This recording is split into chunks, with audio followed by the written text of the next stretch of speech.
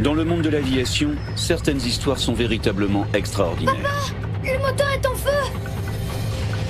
Lorsqu'un Boeing 747 perd ses 4 moteurs à 11 000 mètres au-dessus de l'océan Indien, Roger, déclarez une urgence. Mayday, Mayday, Mayday, Speedbird 9. l'avion de ligne se transforme alors en planeur. Voici l'histoire du vol British Airways 009.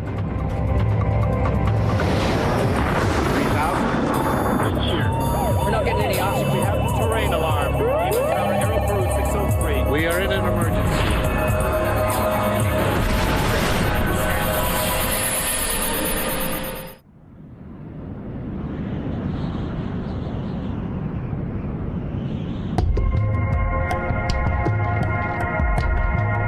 Nous sommes le 24 juin 1982, quelque part au-dessus de l'Indonésie.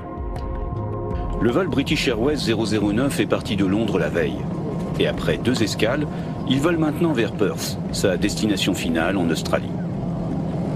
À bord, 263 passagers, dont Phyllis Welch et sa fille installés dans la dernière cabine, tout au fond de l'appareil.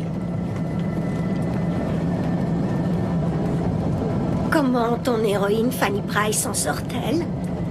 Oh, elle vit un moment difficile à Mansfield Park, mais pour moi, c'est un bon endroit pour y passer quelques heures. Ça ne me dérangerait pas d'y être. Ne t'inquiète pas, maman, on y va. Nous avions déjà traversé au moins 8 fuseaux horaires. Nous étions très fatigués. Nous étions passés par Bombay, par Kuala Lumpur, et nous n'avions pas réussi à beaucoup dormir, voire pas du tout. Et c'était une nuit noire, noire. Devant Betty et Phyllis se trouve Charles Capwell, un Australien qui retourne chez lui à Perth avec ses 2 garçons, Chas et Stephen. Allez, calmez-vous les garçons. C'est l'heure de faire la sieste. Retournez à vos places. Non! Pourquoi? Tu veux dormir ici? D'accord.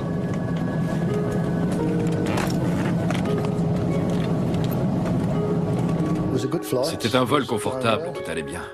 Le départ de Londres s'était très bien passé. Et on avait hâte de rentrer à la maison. Les garçons étaient impatients de retrouver leur mère. Je pensais qu'on serait à la maison en 3 heures. On allait prendre un taxi pour rentrer chez nous.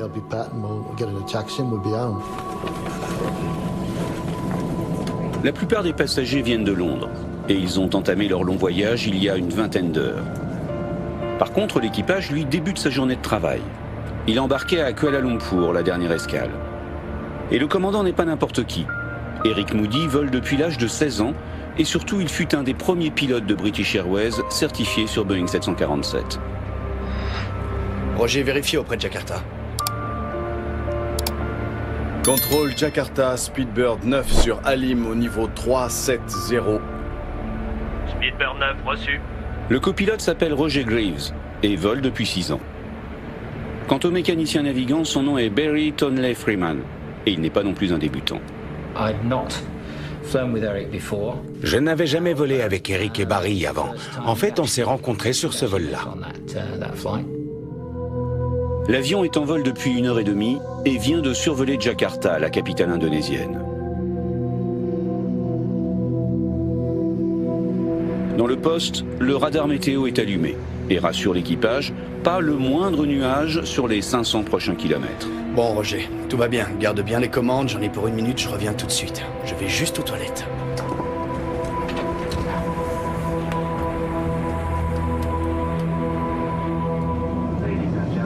Dans la cabine, plongée dans la pénombre, la plupart des passagers dorment. Et aucun ne remarque la légère brume qui apparaît au-dessus des têtes. À cette époque, les vols étaient fumeurs et elle pourrait passer pour de la fumée de cigarette. Mais l'œil exercé du personnel de cabine suspecte autre chose. Il semble y avoir beaucoup de fumée là-bas. Il n'y a pas de fumée sans feu, et pour un avion en vol, le feu est le pire des ennemis. Peut-être que quelqu'un a fumé dans les toilettes. Allons vérifier.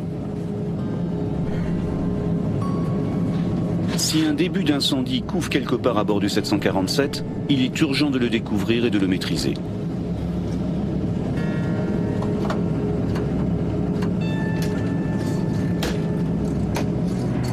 Au même moment, dans le poste de pilotage, la situation prend une tournure inattendue. Barry et moi, on était tranquillement aux commandes. Il faisait nuit noire. Et puis on a commencé à voir des étincelles de lumière sur le pare-brise. Un feu de Saint-Elme? Non, non, je ne crois pas. Ça ne peut pas être ça. Les feux de Saint-Elme constituent un phénomène électrique naturel. Ils peuvent apparaître lorsqu'un avion vole à travers un nuage d'orage. Mais ce soir, dans le ciel, il n'y a aucun orage. Quelque chose sur le radar? Non. Non, tout est ok. Je n'aime pas beaucoup ça. Voyons ça d'un peu plus près. En allumant leur phare d'atterrissage, les pilotes distinguent alors une sorte de halo brumeux qui semble entourer leur avion. Étonnant, d'autant que l'écran radar reste désespérément vide. À 37 000 pieds, on peut juste s'attendre à croiser de hauts cirrus qui forment une fine couche de nuages.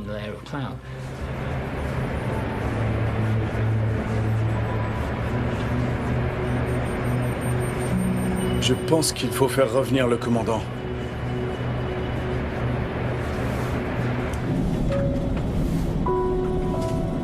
Je lisais mon livre quand j'ai ressenti une légère turbulence, à peine. J'ai regardé sur ma gauche, où j'avais une très bonne vue sur l'aile. Et, à ma grande surprise, elle était entièrement enveloppée d'une lumière blanche, brillante. Je me suis remise à lire, mais j'ai fini par réaliser que je lisais sans cesse le même paragraphe, sans en comprendre un seul mot. Je ne savais pas du tout ce qui se passait.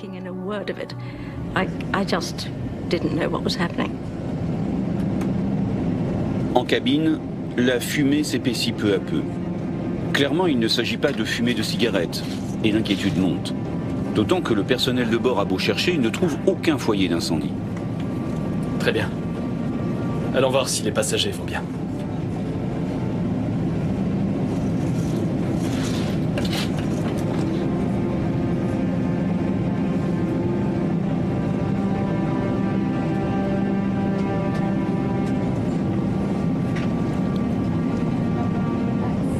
Tu ne sens pas quelque chose de bizarre, maman? Ça a l'air un peu enfumé ici. J'ai remarqué une fumée épaisse qui venait des bouches d'aération au-dessus des hublots. C'était une vision très inquiétante. Des cigarettes turques?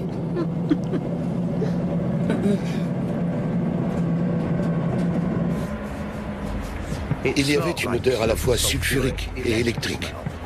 Je suis revenu dans le poste de pilotage en m'attendant à un problème électrique quelque part. Mais j'étais bien loin de la vérité. Quand est-ce que ça a commencé? Juste après que vous soyez sortis. Il y a quelque chose sur le radar? Non, rien. Pas un nuage. Oh mon Dieu, regardez le moteur 4. On dirait qu'il est éclairé. Commandant, jetez un œil sur le moteur 1. C'est la même chose de mon côté. Dans toute leur carrière, aucun des trois hommes n'a jamais rien vu d'aussi étrange. La scène relève presque de la science-fiction. L'illumination nocturne serait même grandiose si elle n'était pas le prémisse de défaillances beaucoup plus graves.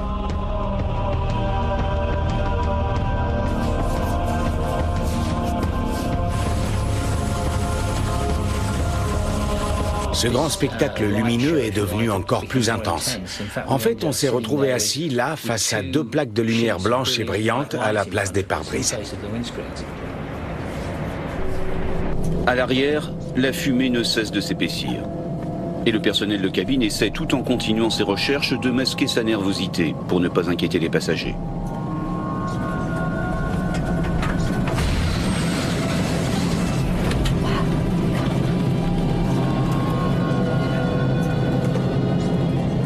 C'est quoi toute cette fumée? Il y avait de la fumée dans la cabine. Et il faisait vraiment très chaud. On était en nage, on était trempés de sueur.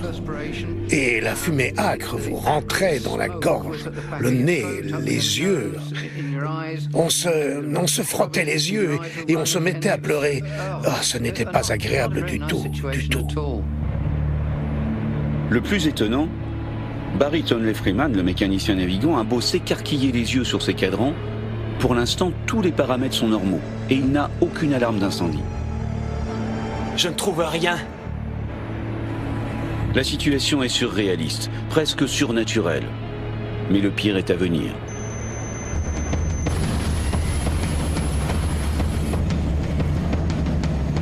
Papa! Le moteur est en feu!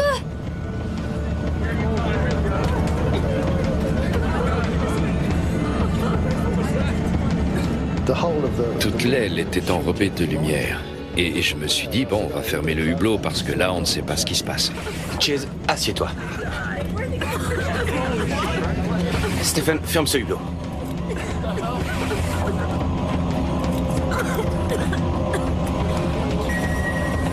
Puis j'ai réalisé que quelque chose n'allait pas du tout. Il y avait des flammes énormes qui sortaient des moteurs, oui, et qui faisaient 6 mètres, 8 mètres pour certaines. Ces flammes immenses qui jaillissaient de tous les moteurs. Est-ce qu'elles allaient pénétrer dans l'avion? Est-ce qu'on allait mourir brûlé? Est-ce qu'on allait mourir étouffé? Qu'est-ce qui allait arriver? C'était dû à quoi? Qu'est-ce qu'ils allaient faire? Alors que le feu semble dévorer l'intérieur des moteurs, le réacteur extérieur gauche brutalement s'arrête. Pas de moteur sur le numéro 4. Procédure d'incendie sur le numéro 4. Vérification de puissance. Fait. Manette des gaz. Fermé. Levier de démarrage. Éteint. Quand un moteur tombe en panne, on exécute la procédure adéquate pour le couper ou pour le redémarrer. Ainsi, quel que soit l'équipage avec lequel vous volez, la procédure reste la même. Étonnamment, les instruments ne détectent toujours aucun signe d'incendie. Les passagers, eux, sont terrorisés par les longues flammes qu'ils voient jaillir de l'arrière des moteurs. Je ne pouvais pas voir les moteurs de là où j'étais assise. Je pouvais seulement voir l'espace derrière les moteurs et il y avait là suffisamment de lumière pour que je comprenne que l'avion était vraiment en feu. Nous étions en difficulté. Même à leur âge, ils savaient que nous étions en très mauvaise posture. Et ils me regardaient, avec l'air de dire « Qu'est-ce qu'on fait maintenant, papa ?»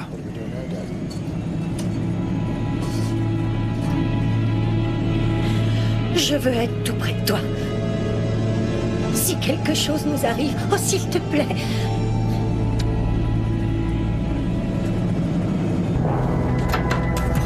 Le personnel de bord commence à ranger tout ce qui traîne dans les galets, là où on prépare les repas. En prévision d'éventuelles turbulences, tout le monde doit être attaché et chaque objet arrimé. Ne vous inquiétez pas, c'est juste un frottement. Je leur mentais parce que je ne voulais pas qu'ils soient aussi angoissés que je l'étais. Je ne pouvais pas y croire. Et pourtant, je ne pensais qu'à ça pendant que je bavardais avec les passagers, avec l'équipage, et que je m'entendais dire « Oh, il n'y a rien à craindre, c'est juste un petit problème mécanique de rien du tout. »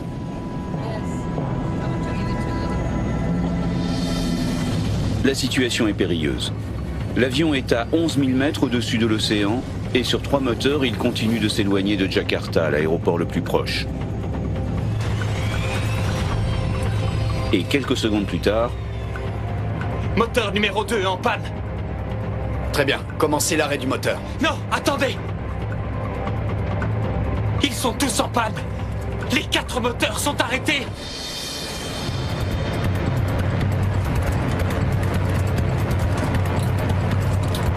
Les 3 autres se sont arrêtés presque immédiatement.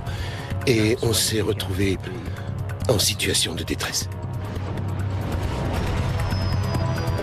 Les moteurs faisaient un bruit sourd de grincement, presque comme une bétonnière. Et puis, peu à peu, le bruit a disparu et ils sont devenus silencieux. En 1 minute et demie, nous sommes passés de 4 moteurs qui fonctionnaient normalement à aucun.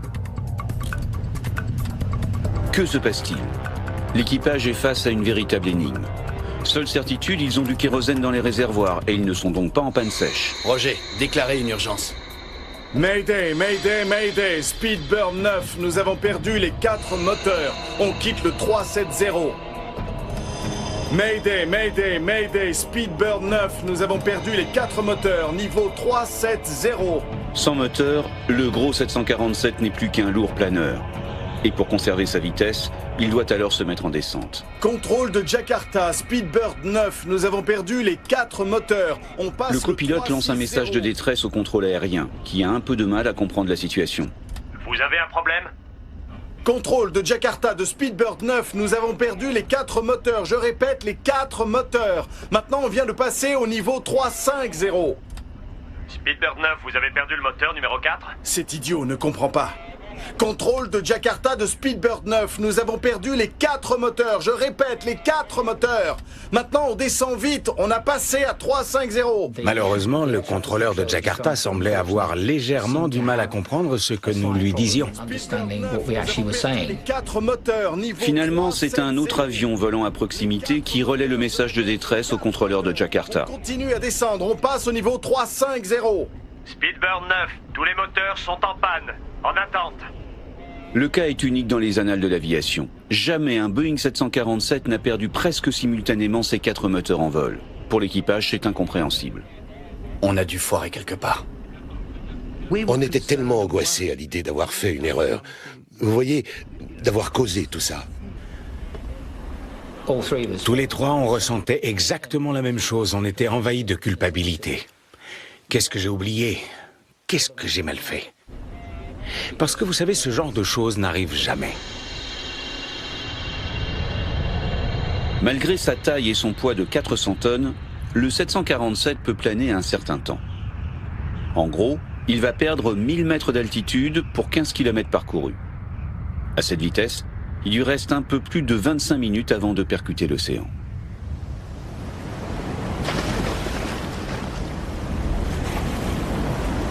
Quand tous les moteurs s'arrêtent, vous passez en mode manuel. Évidemment, on avait fait cet exercice en simulateur de nombreuses fois. Quand ça vous arrive pour de vrai, tout va très bien tant que cela correspond à ce que vous avez appris au simulateur. Or là, ce n'était pas du tout le cas. De fait, une difficulté supplémentaire apparaît. Contrairement au simulateur où le pilote automatique se désengage à l'arrêt des moteurs, dans la réalité, bizarrement, il demeure enclenché. On était tous les trois très perturbés. Parce que ce qui nous arrivait ne correspondait pas à ce qu'on nous avait appris. Très bien, on lance la procédure de redémarrage. Prêt. Batterie. Mais pour l'instant, l'équipage a d'autres urgences que le pilotage automatique. Ouvert. Toujours rien? Toujours rien? Non. Encore une fois. Ok, on reprend tout du début. Batterie. Activé. Robinet d'intercommunication. Ouvert. Bouton d'incendie. Enclenché. Volet, ouvert. La procédure de redémarrage peut prendre jusqu'à 3 minutes. Pression carburant. Normal. Commande volet. Compte tenu du temps qui leur reste avant de toucher l'océan, l'équipage n'a droit qu'à 7 ou 8 essais. Non. Encore une fois, messieurs. Ok, à nouveau du début. Batterie. Activé. Robinet d'intercommunication. Ouvert. Bouton d'incendie. Enclenché. En passant la barre des 10 000 mètres d'altitude, le commandant décide de modifier sa route pour tenter de rejoindre l'aéroport le plus proche, celui d'Alim, dans la banlieue de Jakarta. Même s'il sait que sans moteur, ses chances d'y parvenir sont nulles. Jakarta de Speedbird 9, virage à gauche pour le 300, retour sur Alim. Speedbird 9, le radar ne peut pas vous voir. Affichez 7700. 7700, c'est le code de détresse à afficher sur le transpondeur. Jakarta de Speedbird 9, nous affichons déjà 7700. Visiblement, le transpondeur ne marche plus. Conséquence, l'avion n'apparaît plus sur l'écran radar et les contrôleurs ne peuvent pas l'aider à trouver sa route. En cabine, depuis l'arrêt des moteurs, l'ambiance est d'un calme inquiétant. Chacun essaie de gérer au mieux l'angoisse et de comprendre ce qui arrive. Le silence était hallucinant. On était dans un avion sans moteur, sans rien. C'était tellement étrange, vous savez, presque surréaliste. Comme si on était suspendu dans l'espace. Tout ce qu'on entendait, c'était ce calme et quelques gémissements de personnes vraiment terrifiées.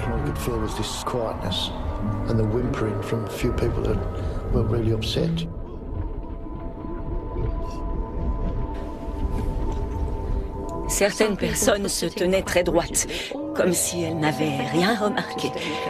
Au début, on éprouve de la peur à l'état pur. Et puis, au bout d'un moment, on accepte. Vous savez que vous allez mourir. Nous savions que nous allions mourir. Qu'est-ce qui se passe? Quel est le problème? C'est juste une défaillance technique. Je suis passé par bien pire, croyez-moi. Tout ira bien.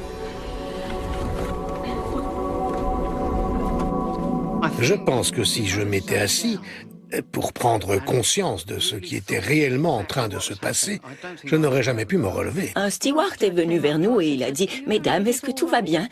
Oui, on a dit « Nous allons très bien », ce qui était un mensonge absolu. Mais c'était comme ça. Il était absolument vital de ne pas paniquer. Dans le poste, la situation ne s'arrange pas. Malgré leurs efforts, les pilotes n'arrivent pas à redémarrer les moteurs. Et alors que le commandant essaie de maintenir une vitesse entre 250 et 270 nœuds, les indicateurs de vitesse semblent eux aussi défaillir. Commandant, j'ai 320 nœuds de mon côté. Eh bien, j'ai 270. Putain, c'est une différence de 50 nœuds. Je vais varier la vitesse. C'est une difficulté supplémentaire. Les indications de vitesse ne sont plus fiables. Or, pour éviter le décrochage et aussi favoriser le redémarrage des moteurs, l'avion doit afficher une certaine vitesse. Donc, à partir de ce moment-là, Eric a fait varier la vitesse d'une centaine de nœuds. Nous, on avait besoin d'une vitesse précise pour redémarrer les moteurs. On espérait à chaque essai, en injectant le carburant dans les réacteurs, avoir la chance de tomber sur la bonne vitesse. Pour modifier la vitesse, le commandant est repassé en pilotage purement manuel. À partir de là, il va pouvoir accélérer ou ralentir simplement en poussant ou en tirant sur le manche. Évidemment, ces mouvements de montagne russe ne sont pas très discrets pour les passagers. À un moment, l'avion a commencé à bouger de façon étrange. Il semblait grimper en flèche, puis piquer vers le bas. C'était la sensation qu'on avait, et les montagnes russes étaient si violentes qu'on avait l'impression que l'avion allait casser. L'avertissement de pression, capitaine, nous sommes à 10 000. L'avertissement de pression, c'est pas censé faire ça. Et là, une alarme a retenti. Ça ne nous était jamais arrivé au simulateur. Ça nous a complètement surpris. Les moteurs servent également à maintenir la pressurisation de la cabine. Comme les moteurs étaient à l'arrêt, l'air n'était plus propulsé dans la cabine qui commençait à se dépressuriser. Or, avec la dépressurisation de la cabine, le niveau d'oxygène commence à se réduire dangereusement. La respiration est de plus en plus difficile. Les pilotes ont des masques à oxygène individuels qu'ils doivent mettre en cas de dépressurisation. Mais nouveau problème, celui du copilote ne marche pas. Mon masque à oxygène, oui. Ça, c'était un problème dont je me serais bien passé. Il était rangé au-dessus de ma tête. Et quand j'ai tiré dessus, le masque et le tube se sont séparés. Le commandant est face à un choix difficile. S'il continue à descendre lentement, le copilote risque de sombrer dans l'inconscience par manque d'oxygène. J'ai dit, si on descend à 20 000 pieds, rapidement, on pourra tous enlever nos masques à oxygène et on pourra se parler normalement. En fait, nous avons dû augmenter la vitesse pour descendre rapidement. Ce qu'on n'aurait jamais fait dans ces circonstances si on avait eu le choix. Alors j'ai piqué et on a perdu environ 6 000 pieds en 1 minute. La dépressurisation est telle qu'elle finit par déclencher la descente automatique des masques à oxygène en cabine. Des trucs sont tombés du plafond. Ils pendouillaient devant nous. Stephen avait bien le sien, mais Chase avait trop tiré dessus. Et il l'avait débranché.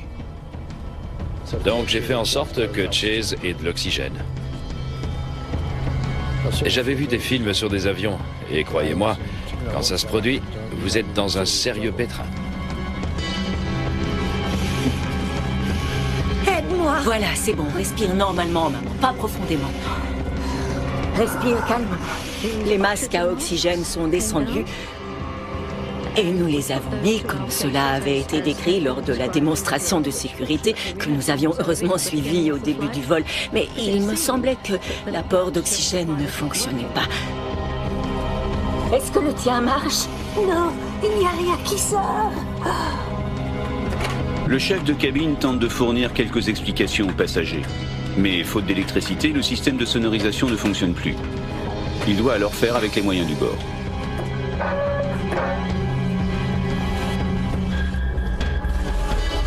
Vous m'entendez? Nous avons un petit problème avec le système de sonorisation. Donc, si vous voulez bien, placez vos masques sur votre bouche et votre nez et respirez normalement. Tout va bien se passer. Alors que les passagers se débattent avec leur masque à oxygène, le commandant voit les minutes s'écouler. Si aucun moteur n'accepte de redémarrer, il sait que sa dernière alternative sera de tenter un difficile amérissage en plein océan.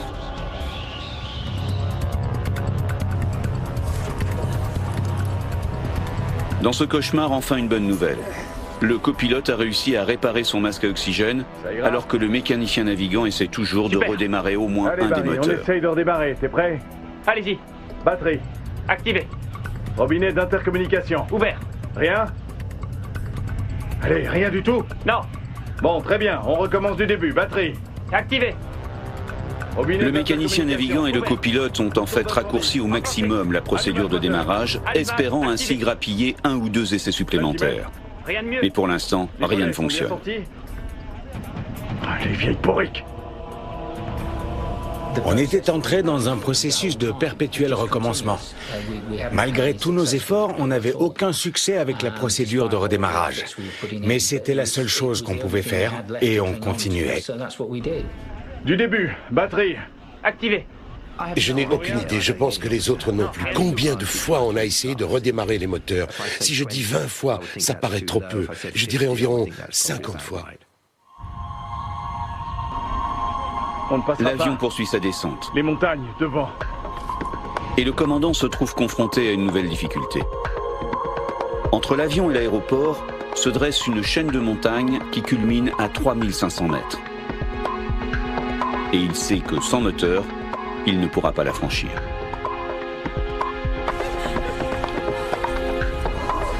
Avec ce taux de descente, il ne leur reste plus que quelques minutes. Le commandant décide alors de s'accorder encore une ou deux tentatives de démarrage avant de reprendre le cap vers l'océan pour tenter un amérissage. Très bien. On a quelque chose? Ça ne redémarre pas.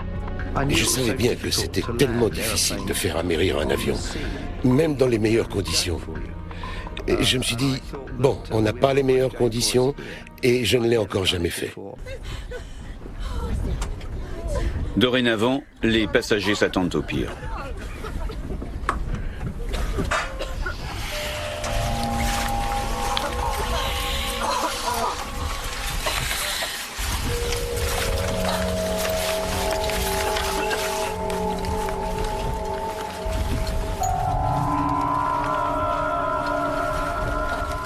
Maman, en difficulté. Avion va s'écraser. Ferai de mon mieux pour les garçons. Nous t'aimons. Désolé, papa. Je pensais qu'on allait se cracher dans l'océan. Et je me suis dit que si elle recevait ce mot, vous voyez, elle aurait su que nous avions pensé à elle jusqu'à la fin. Et que nous avions fait tout notre possible.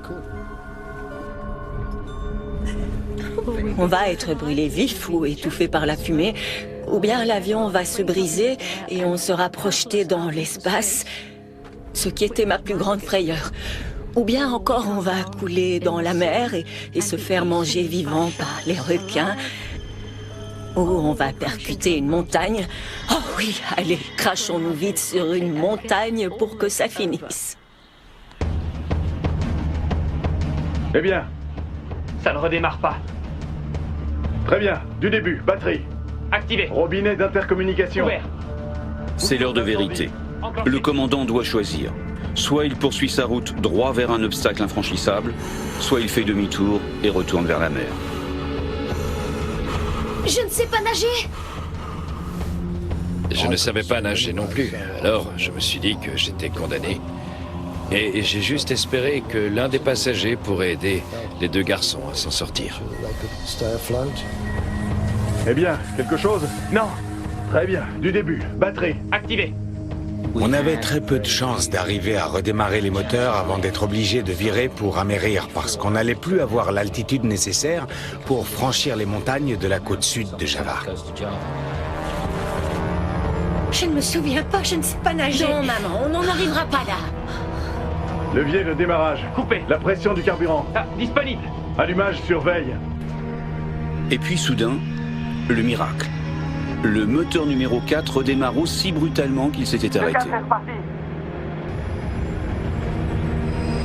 Tout à coup, c'était comme si quelqu'un avait donné un coup de poing sous l'avion. Et puis j'ai réalisé que c'était peut-être un moteur. C'était un grondement. Quand on démarre un moteur de Rolls-Royce, ça fait un grondement sourd, voyez-vous. Et c'était merveilleux à entendre.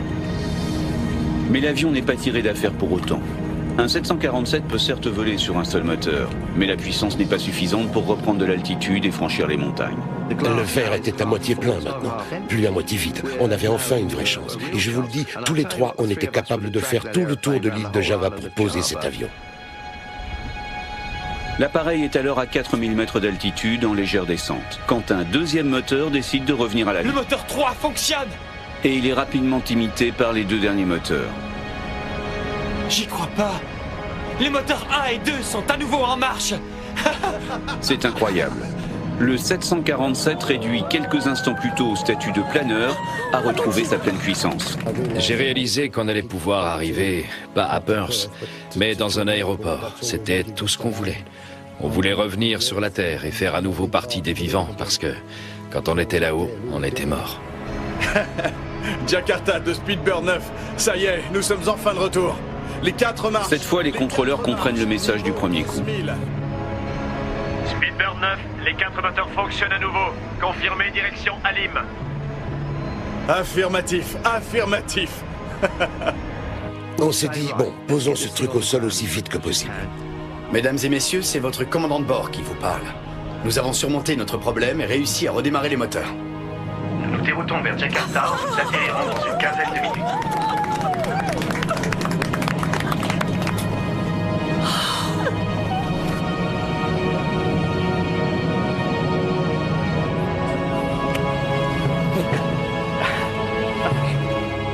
Le commandant décide aussitôt de reprendre de l'altitude pour franchir en toute sécurité le relief montagneux qui le sépare de la piste. Mais alors que l'avion est en montée, brutalement, les inquiétantes lumières réapparaissent. Dès que nous avons atteint les 15 000 pieds, les feux de Saint-Elme ont recommencé. Et je n'étais plus si bête. Et je me suis dit, il faut se tirer vite fait. Et avant qu'il n'ait le temps de réagir, l'infernal enchaînement repart de plus belle. Le moteur 2 pompe. Oh non, pas encore. L'avion tremblait de partout, il faisait juste bam, bam, bam. L'ambiance dans la cabine était très tendue et très silencieuse. Je pense que très peu de gens parlaient, mais qu'il y avait beaucoup de prières. Le phénomène de pompage est de plus en plus violent sur le moteur 2. Le commandant décide alors carrément de couper le réacteur. Commencez la procédure d'arrêt. Vérification de puissance et vitesse. Éteint. Levier de poussée. Fermé. Eh bien, nous étions réticents à le faire, comme vous pouvez probablement l'imaginer. Mais le fait est qu'on était revenu sur 3 moteurs. Je ne suis pas un froussard, mais quand vous avez eu 4 moteurs en marche, puis plus un seul, quand vous avez réussi à relancer les 4, eh bien, montrez-moi un pilote qui va vite couper un moteur parce qu'il a peur que les 3 autres s'arrêtent à nouveau. Jakarta de Speedbird 9, quittons 150 pour 120. Nous sommes maintenant sur 3 moteurs.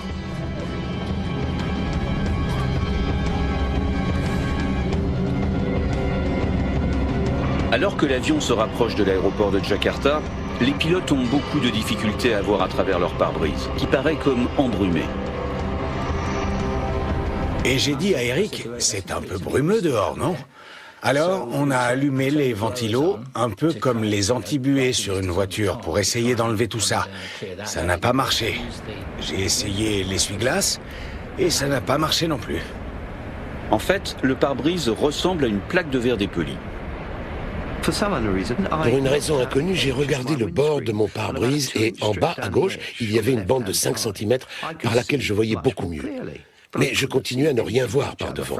Ça devenait de plus en plus opaque à mesure qu'on se rapprochait des lumières. Enfin, histoire de tout simplifier, l'ILS de la piste, le système d'aide électronique à l'atterrissage, est en panne. Contrôle Jakarta, autorisé pour la procédure d'approche. Virée verticale balise. Notez que le plan de descente de l'ILS est en panne. La balise qui vous indique l'axe de la piste fonctionnait, mais le plan de descente qui vous donne la pente idéale pour la descente ne fonctionnait pas. Poser un avion de nuit, presque sans visibilité et sans ILS, est un challenge pour l'équipage. On a continué la descente avec Eric qui essayait de conserver l'axe de piste et moi qui lui indiquais la distance et l'altitude. 300 pieds, commandant. Il adaptait sa vitesse de descente en fonction des indications de distance et d'altitude que je lui donnais.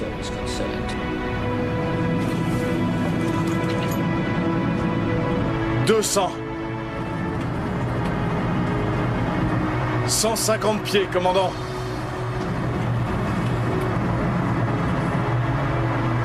100 pieds. 50 pieds. 30 pieds. On y est, ma chérie. Oh, c'est posé.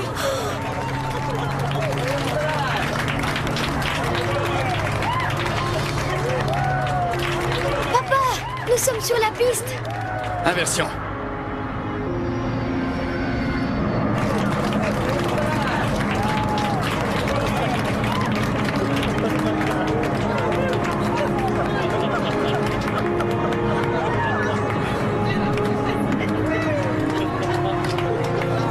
« 90 nœuds.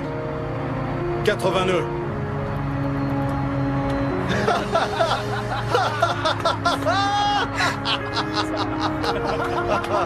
On est à terre. Ça y est. Je boirais volontiers un soda bien frais. L'avion a atterri tout seul. On aurait dit qu'il embrassait le sol. C'était magnifique. C'est incroyable. C'est la fin du cauchemar pour tout le monde. Et les passagers en cabine éclatent de joie. Reste maintenant à comprendre ce qui s'est passé. Pourquoi une fumée a-t-elle envahi la cabine alors qu'il n'y avait aucun incendie à bord? Quel phénomène peut expliquer le halo blanchâtre qui entourait l'avion? Et surtout, pourquoi les 4 moteurs se sont-ils arrêtés presque simultanément? Dans le poste, les 3 pilotes sont soulagés d'être de nouveau au sol. Mais ils demeurent inquiets. Ont-ils commis une erreur?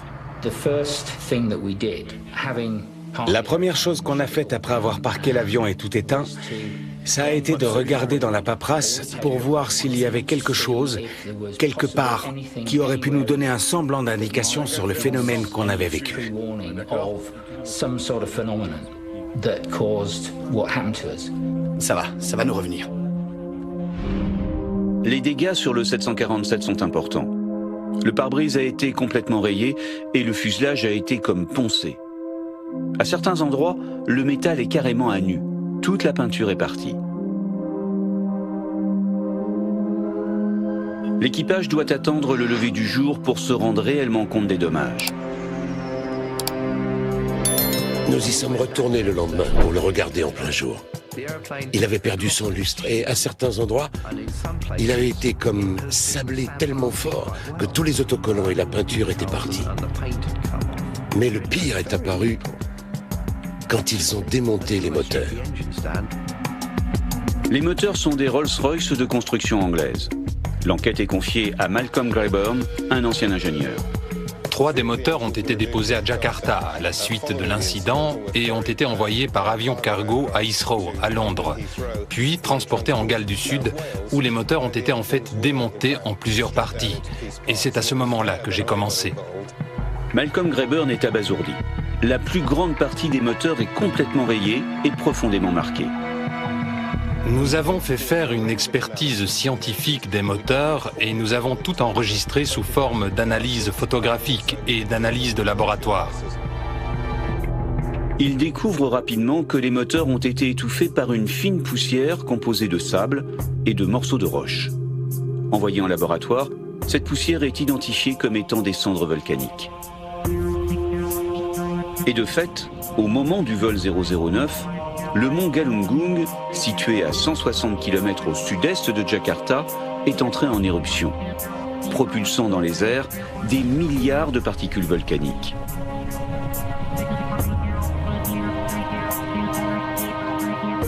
Tom Casadevall, le directeur de la commission géologique américaine, connaît bien le volcan Galunggung. L'Indonésie est le pays le plus volcanique au monde. Il y a plus de 130 volcans en activité, ce qui veut dire que leur première éruption date de plusieurs milliers d'années. L'éruption de Galunggung a été très forte au début des années 80. Elles ont été de plus en plus puissantes en avril, mai et juin 1982. Au sol, les dégâts furent aussi très importants. Plus de 60 000 personnes ont dû être évacuées. La nuit du vol 009, le volcan a connu une nouvelle et violente éruption.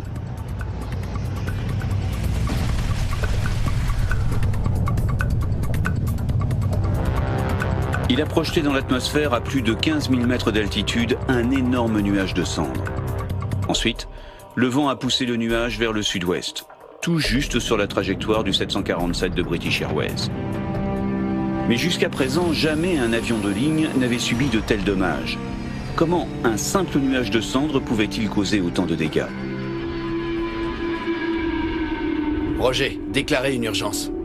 Mayday, Mayday, Mayday, Speedbird 9, nous avons perdu les 4 moteurs. Contrairement aux cendres que vous pourriez voir dans une cheminée ou après un incendie dans une forêt, ce n'est pas du tout un matériau souple. Ce sont des particules très fines de roches et de minéraux solides. Ce matériau est très abrasif. Sa forme est très angulaire. Si vous l'observiez au microscope, vous verriez des angles très vifs et c'est ça qui a causé l'abrasion. Donc les poussières volcaniques ont abrasé le pare-brise, les bords d'attaque de l'avion et étouffé les moteurs. Mais comment expliquer les autres phénomènes comme le halo lumineux ou la fumée? Rappelez-vous que l'avion se déplace à près de 900 km/h au moment où il pénètre dans ce nuage.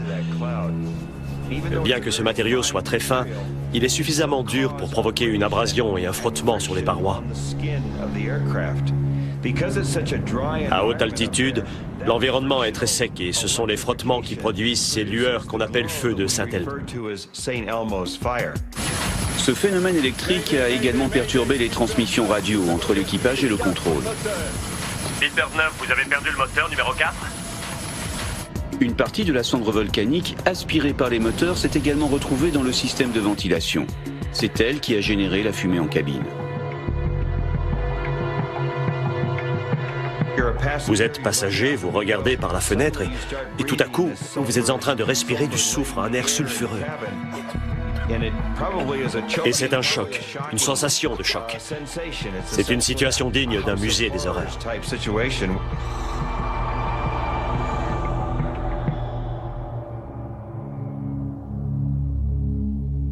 Mais la pire des conséquences demeure évidemment l'arrêt des 4 moteurs. Que s'est-il passé? Un turboréacteur à double flux fonctionne en aspirant d'énormes quantités d'air, qui vont être fortement pressurisés dans le compresseur, avant d'être mélangés à du carburant et enflammés. La réaction qui s'ensuit génère la poussée et permet à l'avion de voler.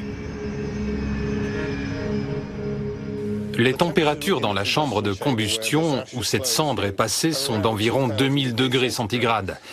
Et les cendres volcaniques que nous connaissons fondent à environ 1300-1400 degrés.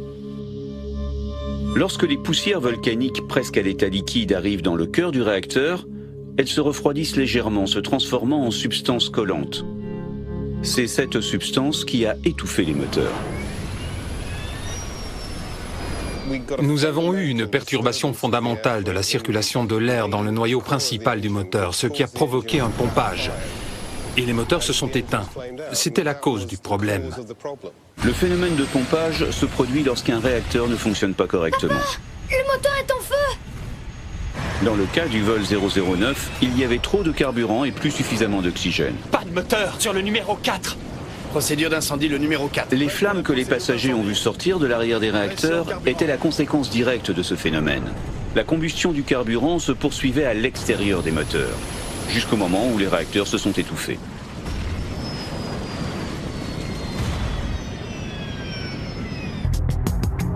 Malcolm Greyburn découvre également pourquoi les moteurs finalement ont accepté de redémarrer. À la sortie du nuage de cendres volcaniques, avec les moteurs à l'arrêt, donc refroidis, la poussière s'est suffisamment solidifiée pour permettre aux moteurs de redémarrer. Les moteurs ont en effet réussi à expulser une partie de la cendre solidifiée, ce qui finalement a permis leur redémarrage. Le moteur 4 fonctionne. Notre expérience a beaucoup servi pour la formation des pilotes. Maintenant, ils savent interpréter les signes de la présence d'un nuage de cendres, comme l'odeur de soufre ou de la fumée dans la cabine. Ainsi que, en vol de nuit, les feux de Saint-Elms, provoqués par la friction électrique sur les bords d'attaque de l'avion.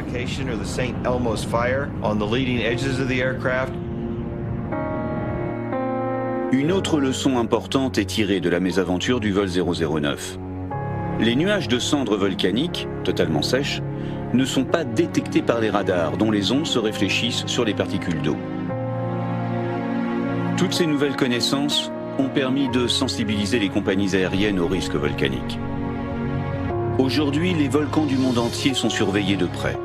Et la moindre éruption entraîne une alerte qui peut se traduire par une interdiction des vols dans la zone concernée. Ce fut le cas en avril 2010, avec l'éruption d'un volcan islandais qui, en quelques jours, a expulsé dans l'atmosphère des milliards de mètres cubes de poussière volcanique. Appliquant le principe de précaution, les autorités ont décidé de suspendre une bonne partie du trafic aérien européen. Des dizaines de milliers de passagers furent pris au piège, bloqués dans les aéroports aux quatre coins de la planète. Mais finalement, tous sont rentrés chez eux, en totale sécurité. Quelques mois après leur nuit volcanique, l'équipage du vol 009 fut récompensé pour l'excellente maîtrise dont il a fait preuve. Je pense que le professionnalisme dont a fait preuve cet équipage est absolument fantastique. La façon dont ils ont réussi un atterrissage parfait après avoir été plongés dans des circonstances extrêmes, c'est extraordinaire. Et la façon dont ils ont récupéré cet avion, c'est absolument génial.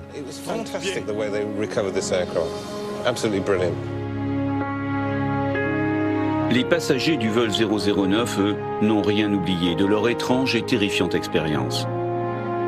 Betty Toutel en a même fait un livre. C'était un événement unique dans l'histoire de l'aviation. Et il m'a paru absolument vital de le mémoriser. Et j'étais en train de me demander qui allait bien pouvoir le faire quand je me suis dit que j'allais l'écrire moi-même. Et pour Betty, le destin ne s'est pas arrêté là. Depuis, elle a épousé John Ferguson, qu'elle avait rencontré sur le vol 009.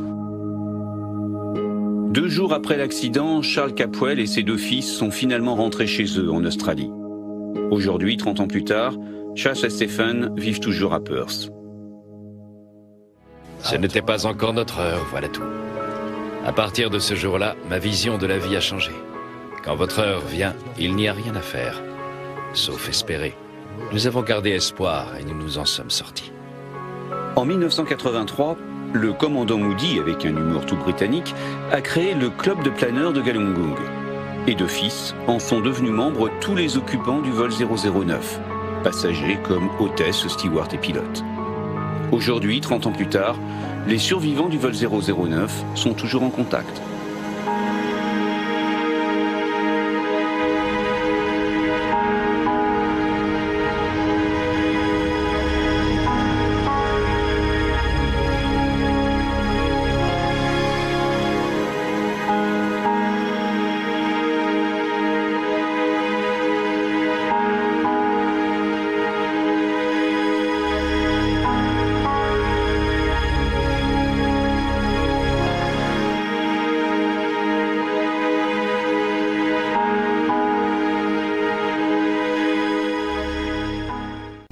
La semaine prochaine...